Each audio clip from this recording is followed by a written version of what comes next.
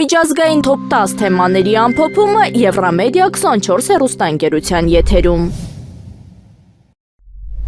ԱՄՆ-ն հայտարարել է ամերիկյան դրոշով երկու առևտրային նավ անցել են Հորմուզի նեղուցը։ Կենտրոնական հրամանատարությունը նշել է, նավերը անվտանգ շարունակել են իրենց ճանապարհը։ Գործողությունը ներկայացվել է որպես առաջին քայլ առևտրային նավարկության վերականգնման ուղղությամբ։ ԱՄՆ ռազմածովային ուժերի կործանիչները ուղեկցում են նավերին Project Freedom-ի շրջանակում։ Նախաձեռնությունը նպատակ ունի ազատել նավերը, որոնք մնացել են Իրանի սպառնալիքների պատճառով։ Միաժամանակ հաղորդվել է, հարավկորեական նավը վնասվել է հարվածից կամ ականի պայթյունից։ Իրանը հայտարարել է կխոսի նավերը, որոնք չեն համապատասխանի իր պայմաններին։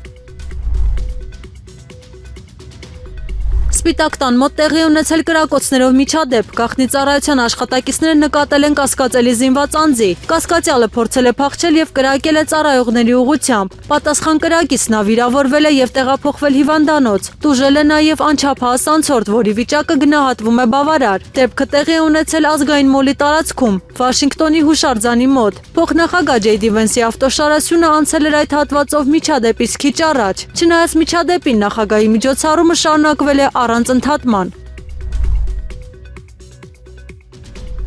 Ուկրաինայի առաջնորդ Վոլոդիմիր Զելենսկին քննադատել է Ռուսաստանի գործողությունները։ Նա հայտարարել է, հրադադար պահանջել է եւ միաժամանակ հարվածել է ցինիզմը։ Վերջին հարձակումների հետևանքով զոհվել է առնվազն 4 մարդ։ Հարվածների հիմնականում ուղղված են եղել էներգետիկ ենթակառուցվածքներին։ Ուկրաինան առաջարկել է ավելի վաղ հրադադար մայիսի 6-ից։ Ռուսաստանը հրադադար է առաջարկել միայն մայիսի 8-ից 9-ին։ Ճապոնիան ստացել է ռուսական նավթի առաջին խոշոր մատակարարումը վերջին ճգնաժամից հետո։ Նավթը տեղափոխվել է Սախալին 2 էներգետիկ նախագծից։ Խոսքը վերաբերում է խոշոր խմբաքանակի հում նավթի, որը տեղափոխվել է տանկերով, մի քանի 100,000 բարել ծավալով։ Տանկերը հասել է Իմաբարի նավահանգիստ, շրջանցելով Մերձավոր Արևելքի ռիսկերը։ Մատակարարումը իրականացվել է Toyo Oil ընկերության միջոցով, կառավարության աջակցությամբ։ Երկիրը փորձում է նվազեցնել կախվածությունը Հորմուզի նեղուցից։ Ճապոնիան իր նավթի մոտ 95% ստանում է Մերձավոր Արևելքից։ Տարածաշրջանում լարվածությունը կտրուկ աճել է Հորմուզի նեղուցում վերահսկողության համար պայքարի պատճառով։ ԱՄՆ-ն սկսել է ուղեկցել առևտրային նավերին, ռազմական ներկայությունը կտրուկ մեծացնելով։ Իրանը քննադատել է այս քայլը, այն անվանելով սադրիչ գործողություն։ Երկու կողմերն էլ փորձում են վերահսկել այս կենսական ծովային ուղին։ ԱՄՆ-ն հայտարարել է, պաշտպանում է ազատ նավարկությունը եւ միջազգային առևտուրը։ Իրանը փորձում է պարտադրել իր կանոնները եւ սահմանափակել անցումը։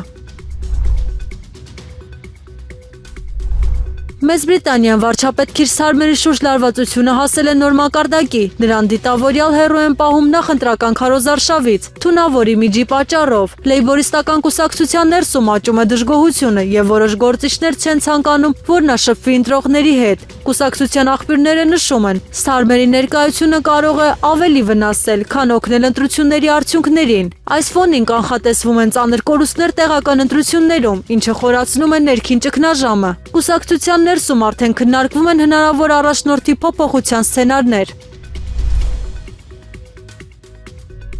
Դոնալդ Թրամփը հայտարարել է, ԱՄՆ-ն կհասնի իր նպատակներին Իրանի հարցում ցանկացած ճանապարհով։ Նա ընդգծել է, որ Վաշինգտոնը պատրաստ է թե դիվանագիտական, թե ռազմական սցենարների։ Ըստ նրա, ԱՄՆ-ն արդեն ունի ռազմական առավելություն տարածաշրջանում։ Միացյալ Նահանգները շարունակում է ուժեղացնել իր ներկայությունը Պարսից ծոցում։ Իրանը իր հերթին չի ընդունում այս մոտեցումը եւ շարունակում է դիմակայությունը։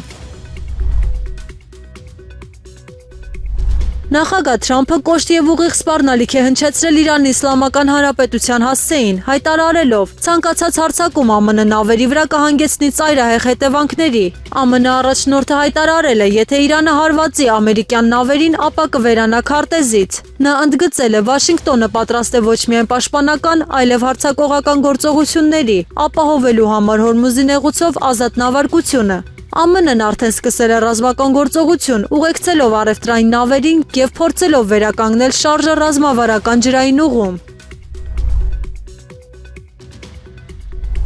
Բերլինը կանգնել է ռազմավարական լուրջ խնդրի առաջ ԱՄՆ քաղաքականության փոփոխությունից հետո։ Թրամփի վարչակազմը որոշել է կրճատել ամերիկյան զորքերը Եվրոպայում, այդ թվում Գերմանիայում։ Այս որոշման արդյունքում դադարեցվել է նաև հեռահար հրթիռային համակարգերի տեղակայումը, որոնք պետք է ուժեղացնեին ՆԱՏՕ-ի զսպման հնարավորությունները։ Խոսքը հատկապես վերաբերում է Թոմահոք տիպի հրթիռներին, որոնց հեռահարությունը հասնում է մոտ 1600 կիլոմետրի։ Գերմանիան եւ նրա դաշնակիցները այժմ չունեն նման արագ եւ արդյունավետ փոխարինող համակարգեր։ Սա ստեղծում է հրթիռային բաց, որը կարող է օգտագործվել Ռուսաստանի կողմից ճնշման համար։